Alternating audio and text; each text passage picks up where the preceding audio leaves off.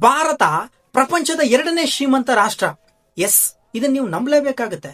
ಸ್ವತಂತ್ರ ಪೂರ್ವದಲ್ಲಿ ಜಾಗತಿಕ ಜಿಡಿಪಿಗೆ 27% ಕೊಡುಗೆ ನೀಡಿತ್ತು ನಮ್ಮ ದೇಶ.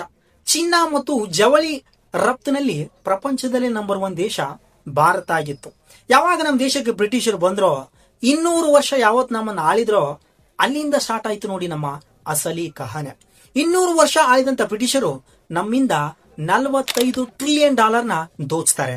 ಅಂದ್ರೆ 375 ಲಕ್ಷ ಕೋಟಿ ರೂಪಾಯಿ ಹಣನ ನಮ್ಮಿಂದ ದೋಚ್ತಾರೆ. ಇದು ಎಷ್ಟು ಮೊತ್ತದ ಹಣ ಅಂದ್ರೆ, ಇವತ್ತು ಇಂಗ್ಲೆಂಡ್ ಜಿಡಿಪಿಯ 14 ಪಟ್ಟು ಹಣನ ಭಾರತೀಯರಿಂದ ದೋಚ್ತಾರೆ. ಒಟ್ಟಾರೆ 1947 ಸ್ವತಂತ್ರ ಕೊಟ್ಟ ಮೇಲೆ ಪ್ರಪಂಚಕ್ಕೆ ನಮ್ಮ ದೇಶದ ಜಿಡಿಪಿ ಕಾಂಟ್ರಿಬ್ಯೂಷನ್ ಕೇವಲ 4% ಸ್ವಾಮಿ. ಇಷ್ಟೆಲ್ಲ ಹಳ್ಳ ಹಿಡಿಸಿದಂತ ಬ್ರಿಟಿಷರು ಸ್ವಾತಂತ್ರ್ಯ ಕೊಡ್ತಾರೆ. ಆದ್ರೆ ಇವತ್ತು ಬ್ರಿಟಿಷರ್ ದೈನಿಸಿ ಪರಿಸ್ಥಿತಿ ಯಾವ ತರ ಇದೆ ಅಂದ್ರೆ, ಇವತ್ತು ಇಂಗ್ಲೆಂಡ್ ನ ಜಿಡಿಪಿ $3.7 ಟ್ರಿಲಿಯನ್, ಆದ್ರೆ ಭಾರತದ ಜಿಡಿಪಿ $4.4 ಟ್ರಿಲಿಯನ್. ಇದೆ ನೋಡಿ ವ್ಯತ್ಯಾಸ.